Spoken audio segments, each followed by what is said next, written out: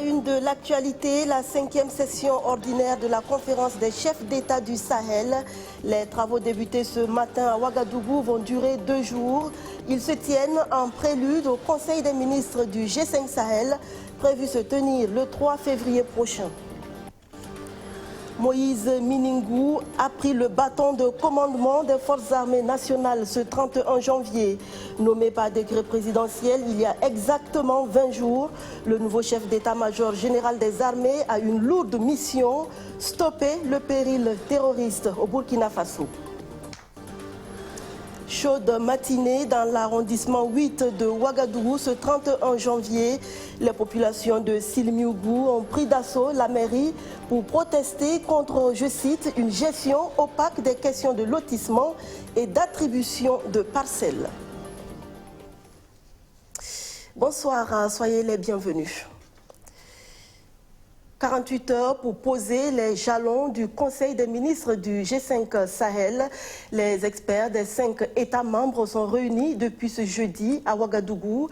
Rapport des sessions antérieures, examen et validation du programme de travail 2019 sont à l'ordre du jour de cette session. Luc Pakbelgem. Le Burkina Faso s'apprête à prendre les commandes du G5 Sahel des mains du Niger qu'il a dirigé en 2018. Avant la passation prévue entre Mahamadou Issoufou et Rochmar Christian Kaboré, les experts des 5 pays membres préparent le terrain au cours de cette réunion inscrite à cette session ordinaire de la conférence des chefs d'État du Sahel, 5e du genre. La présidence en exercice du Niger qui se termine dans quelques jours a été une réussite. Après la bonne présidence du Mali en 2017. En effet, comme en témoignent les avancées notables en matière de sécurité et de développement enregistrées l'année dernière, citons notamment le début de l'opérationnalisation de la force conjointe et la mise en orbite du volet développement du G5 Sahel. Sur ce dernier point, la sélection rigoureuse de 40 projets pour la phase 1 de notre PIP et l'intensification de la coopération internationale avec différents partenariats stratégiques conclus, dont celui fort avec l'Alliance Sahel, sont des résultats très positifs sur lesquels nous appuyons pour la suite. La sécurité et le développement sont les 2 piliers de l'existence du G5 Sahel. À ce titre, la réunion des experts tenue en octobre 2018 à Niamey avait permis la mobilisation de plus de 2 milliards d'euros pour le financement de la première phase du programme d'investissement prioritaire.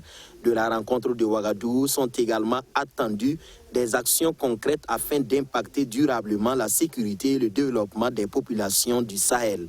Chers experts, il y a lieu de rappeler que le G5 Sahel, dans sa quête permanente de faire de ses pays membres un espace intégré, riche et prospère au triple plan économique, politique et social, entend garantir la sécurité, la paix et le développement durable en vue de l'amélioration significative des conditions de vie des populations en proie aux violences de toutes sortes. La réunion des experts du G5 Sahel se tient en prélude au Conseil des ministres des 5 États. Elle sera mise à profit pour examiner et valider le programme de travail et le budget du G5 Sahel gestion 2019. Face à la menace terroriste, Moïse Miningou devra travailler à motiver les troupes en leur donnant surtout les moyens nécessaires pour défendre dignement la patrie. Le nouveau chef d'état-major général des armées le sait en prenant officiellement fonction ce jeudi 31 janvier. Romo Okweta.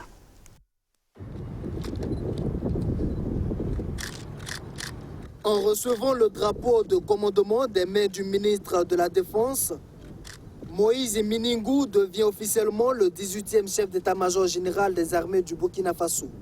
En ce qui concerne sa lettre de mission, tout le monde peut le deviner. Il prend le commandement de l'armée à un moment où le pays est confronté à la recrudescence des attaques terroristes. En tant que nouveau chef de l'armée, il devra donc trouver les solutions pour défendre avec loyauté et dignité le Burkina Faso, qui pleure de façon récurrente ses fils tombés par le fait des forces obscures. On n'a pas le choix, on est obligé de gagner. Peut-être ça va être difficile. Actuellement, je ne peux pas vous dire comment, mais je viens de prendre le commandement. Avec les autres, avec l'état-major, nous allons nous asseoir et puis nous allons réfléchir, voir comment arriver. Et nous savons que nous allons arriver. Et pour atteindre ces objectifs, le général de brigade Moïse Miningou compte sur l'ensemble de ses collaborateurs. Les attaques se sont progressivement disséminées dans plusieurs parties du pays, ce qui rend la tâche difficile, mais pas impossible, dira le CMGA. Ce que je sais, c'est que nous sommes attaqués de toutes parts, à l'est, au nord, à l'ouest, et ce n'est même pas exclu à l'intérieur. Donc, pour moi, en tout cas, je sais que ce n'est pas un seul groupe, c'est plusieurs groupes, mais qui est à la tête de ces groupes, je ne saurais vous le dire. Mais, quelle que soit la tête, nous, en tout cas, nous allons, avec l'aide de Dieu, je suis convaincu, nous allons vaincre. Durant 2 années, son prédécesseur, le général Oumarou Sadou, estime avoir fait sa part de travail dans la défense du territoire national. Mais il a foi que son successeur saura relever le défi. Doublé d'une forte riche expérience dans le domaine du commandement, dans le domaine de la connaissance des hommes, j'ai la ferme conviction que le général de brigade Moïse saura relever le défi, car il connaît la situation, car il connaît le terrain, car il connaît les hommes, car il connaît les moyens. Si la connaissance des hommes et du terrain sont des atouts qui peuvent jouer en sa faveur, Moïse Miningou peut aussi compter sur son expérience. Plus d'une trentaine d'années passées dans l'armée, débuté au Prytanée militaire du Kadiogo. Puis plusieurs formations au Maroc, en France et au Mali. Il occupera plusieurs postes de commandement au sein de l'armée, dont les derniers sont chef d'état-major adjoint de l'armée de terre et commandant du groupement central des armées. Officier de l'ordre de l'étalon et médaillé d'honneur militaire, Moïse Miningou est né le 27 février 1960. Il est marié et père de 3 enfants. L'autre cible privilégiée des terroristes en dehors des forces de défense et de sécurité, c'est bien les travailleurs des mines. Depuis l'enlèvement, puis l'assassinat d'un géologue canadien mi-janvier, le gouvernement a décidé d'agir, mais de façon efficace, d'où la rencontre d'échanges ouverte ce matin avec les sociétés minières. Madina Sienou. Pour sa première sortie médiatique, le nouveau ministre de la Sécurité s'intéresse à la sécurisation des sites miniers du Burkina Faso, et ce au regard des multiples attaques terroristes perpétrées dans ces lieux. La dernière en date est l'enlèvement et l'assassinat le 15 janvier dernier d'un géologue canadien. Pour les ministres en charge de la sécurité et des mines, l'heure est grave, il faut donc agir et vite. Nous allons rentrer en concertation très bientôt avec les techniciens pour prendre en compte les spécificités de leurs besoins, analyser et voir comment cela peut s'intégrer de façon efficace dans notre vue holistique de la sécurisation du territoire burkinabé. Juste une petite précision. Vous savez, en matière de sécurité, il n'y a pas de risque zéro. Il n'y a pas de risque zéro, mais nous devons travailler à tendre vers le risque zéro. L'exploitation minière a contribué en 2017 pour 11,4% au produit intérieur brut du Burkina Faso, selon Oumarou Idani. Il n'est donc pas question pour le gouvernement de laisser ce secteur porteur de l'économie sombrer dans l'agonie. Et cette rencontre d'échange avec les sociétés minières vise à dégager des pistes de solutions pour faire face aux terroristes et rassurer du même coup les exploitants miniers. Je voudrais surtout assurer les compagnies minières que le gouvernement est conscient que les sociétés minières aujourd'hui, lorsqu'on regarde les chiffres que j'ai donnés, constituent nos principales unités économiques dans le pays. 71% des recettes d'exportation, 1540 milliards de recettes d'exportation, 266 milliards de contributions au budget de l'État, c'est les chiffres de 2018, c'est pas rien.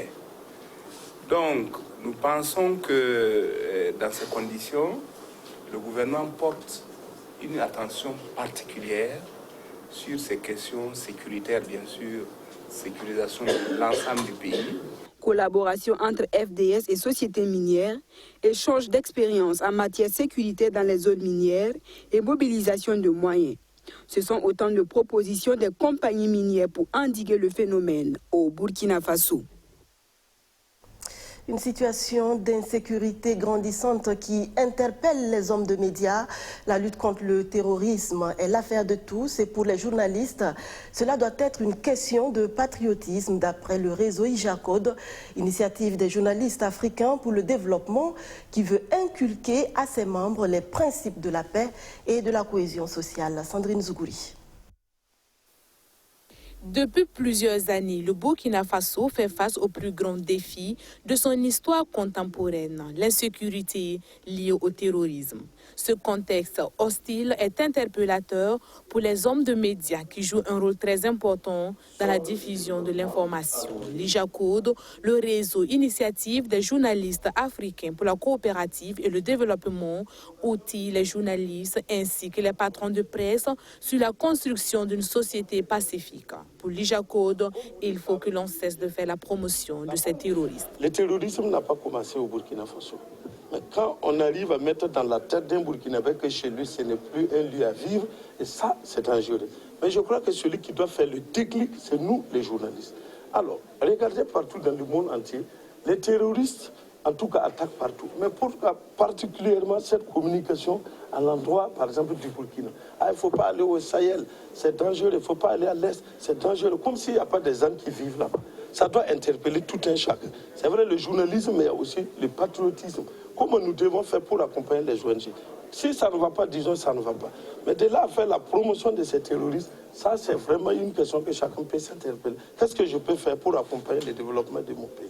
À cet atelier sur la bonne gouvernance, les journalistes sont allés également à la découverte du PNUD, le programme des Nations Unies pour le développement. Cette formation permettra à ces hommes de médias d'avoir une connaissance plus poussée sur cette organisation. Dans toute société, les communicateurs ont un rôle majeur à jouer, notamment en information, en informant les populations, mais en même temps en participant à l'éducation des populations. Éducation à la paix, éducation à la bonne gouvernance, éducation à adopter des comportements vertueux et en même temps éducation à la cohésion sociale.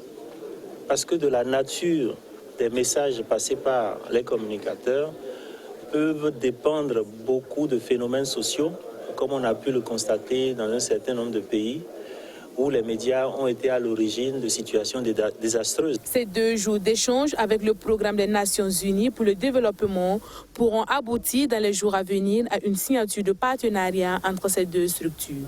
Une amitié pouvant renforcer les actions de l'IJACODE qui est de rendre plus visibles les acquis engrangés pour le développement.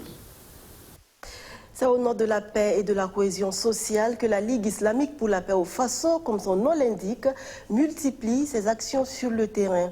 La LIPF qui s'est également compté sur l'accompagnement de la presse pour l'atteinte de ses objectifs était mardi dernier dans les locaux de la télévision BF1. Sandrine Zougouri nous donne la substance des échanges qu'elle a eus avec les responsables de la chaîne.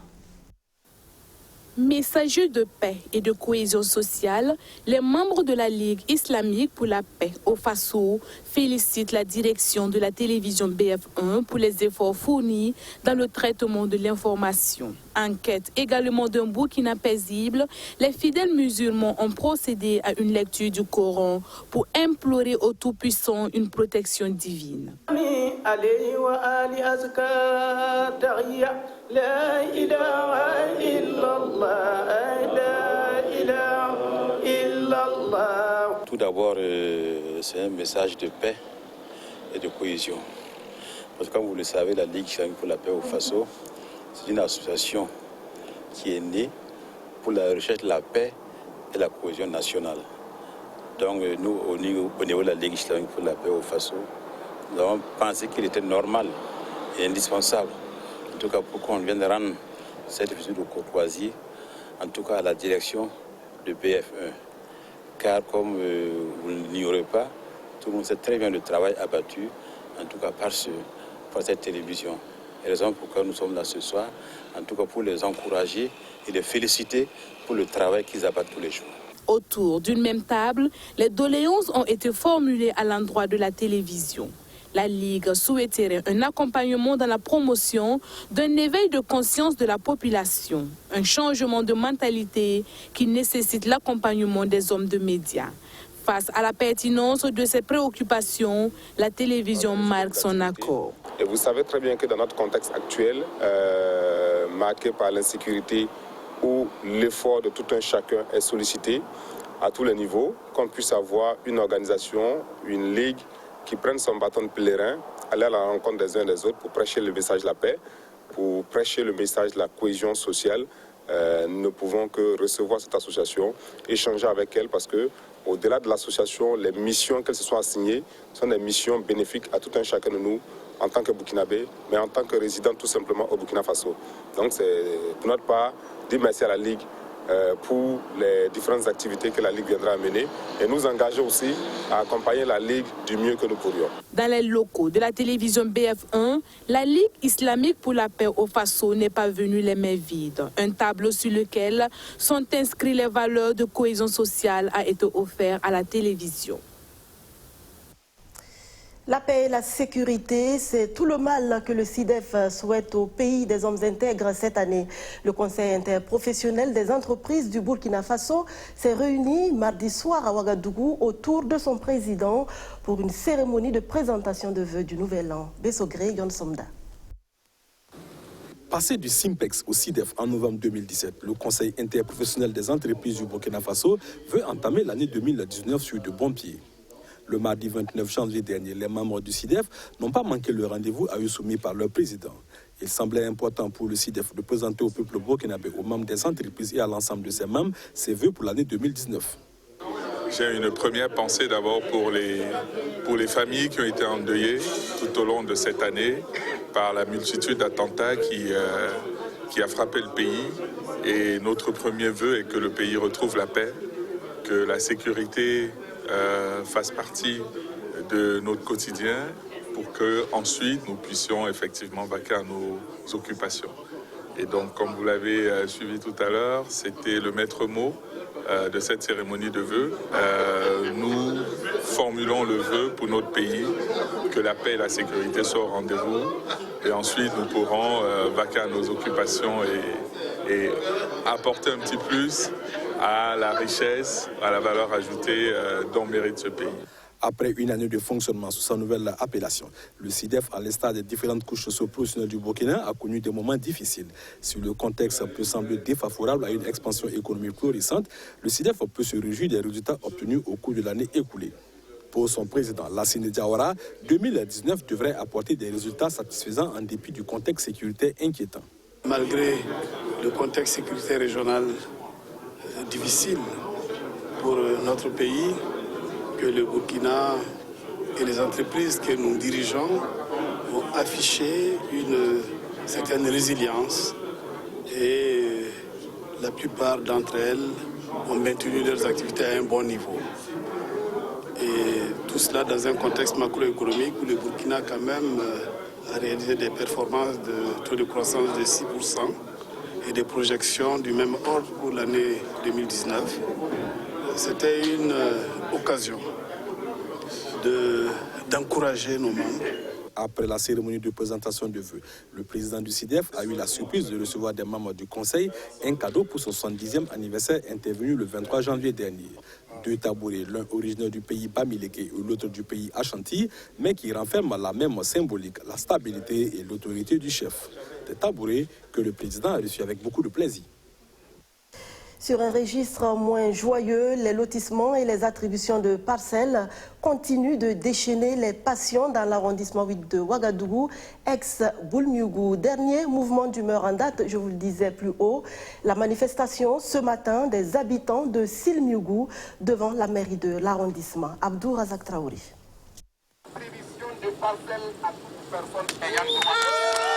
Une atmosphère lourde en cette matinée du 31 janvier devant la mairie de l'arrondissement 8 de Ouagadougou, l'ex-mairie de Boulmiougou. Des manifestants regroupés d'une part et de l'autre des agents de force de l'ordre. Les esprits sont chauds, partagés entre colère et sentiment d'être abandonnés par leur conseil municipal. Ces populations du village de Silmiougou expriment leur ras-le-bol. C'est avec indignation qu'elles affirment constater le bornage de leur lieu de résidence sans en être informées au préalable et surtout sans connaître les motifs. Les manifestants déplorent également l'attribution de parcelles dans leur localité. Ici, ce sont les sociétés immobilières qui sont décriées, mais ces populations demeurent convaincues que c'est avec la complicité de la mairie de tutelle que ces entreprises affirment leur suprématie. Pour comprendre la situation, plusieurs demandes d'audience ont été déposées. Toutes sont restées en souffrance, regrette-t-il. À l'issue du meeting, un message contenant toutes ces préoccupations a été remis à la mairie de l'arrondissement 8. Bon, ce que nous comptons faire, c'est de poursuivre avec la lutte, parce que ça, c'est une première étape. Et nous pensons qu'à l'issue de cette manifestation, nous allons tenir des concertations entre nous et nous allons dégager la conduite à tenir en fonction de ce que la mairie va nous réserver comme solution. La mairie incriminée ne voit pourtant pas sa responsabilité dans cette affaire. Elle avoue cependant être associée à des processus d'attribution de parcelles dans la zone, mais ni en bloc être responsable de la situation. Vous savez, en termes de terre aujourd'hui, là, c'est les propriétaires terriens qui ont décidé de signer leur contrat avec la Sonature. Aujourd'hui, il y a la suspension qui est là. Est-ce que le maire et son conseil municipal même est capable de se lever aujourd'hui qui va procéder à un lotissement dans son arrondissement? Ce n'est pas possible. Ça même, c'est un vieux dossier qu'on est venu trouver depuis 2009. La lutte de ces populations est portée par la coordination des comités de défense et d'approfondissement des acquis de l'insurrection populaire et la coalition des associations pour le droit au logement. La Fédération pour le développement local, elle, mène une autre lutte, celle pour la croissance économique du Boulkiemde. Le développement endogène basé sur des activités simples et connues des populations telles l'élevage. La FDL appelle les 15 communes de la province à opter pour cela en vue de leur développement. Luc Pagvelgen.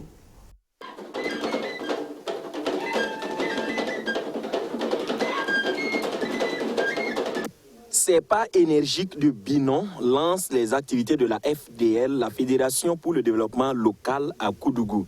Cette fédération, portée sur les fonds baptismaux par des fils et filles du Boulkiemde, veut amorcer le développement intégral des 15 communes de la province. L'initiative est née du constat que l'agriculture seule ne permet plus aux populations de s'en sortir. L'élevage se présente alors comme une piste sérieuse à exploiter. L'idée est partie d'une observation de la réalité. Nous avons été élevés dans le Boulkiemde, éduqués dans le Boulkiemde, scolarisés dans le Boulkiemde, et nous avons constaté que nos parents cultivent pendant 4 mois et ils mangent pendant 12 mois. Le vieux, c'est dans ses récoltes qu'il va scolariser ses enfants, c'est dans ses récoltes qu'il va faire les funérailles du grand-père, c'est dans ses récoltes qu'il va tout faire. Ça ne suffit plus. Nous avons pensé à leur proposer une alternative. Et cette alternative ne peut être autre, à notre avis, que l'élevage. C'est pour ça que nous nous sommes concentrés, nos énergies pour les 3 ans à venir seront concentrées sur l'élevage. Nous avons des projets pour les élèves. Nous avons des projets pour les personnes handicapées. Mais pour l'instant, nous avons décidé de concentrer nos énergies sur l'élevage. Sans considération politique, les membres de la FDL ont choisi de regarder dans la même direction. Cet exemple d'une jeunesse soucieuse du développement de sa province est salué par les aînés. La mise en commun des énergies, des forces pour aider au développement, pour aider à l'épanouissement des populations du Boulkiemde. Les jeunes ont eu cette initiative. C'est des cadres de proximité qui permettent d'avoir exactement et de connaître les préoccupations des populations et comment orienter véritablement le développement et comment satisfaire leurs besoins. Et je leur ai demandé d'être assez tolérants et d'ouvrir les bras à tous les fils et filles du Boulkiemde qui veulent apporter leur contribution à la construction du Boulkiemde, à l'épanouissement et au bien-être des populations. Fils et filles du Boulkiemde, mieux se connaître pour mieux agir est le slogan de la Fédération pour le développement local.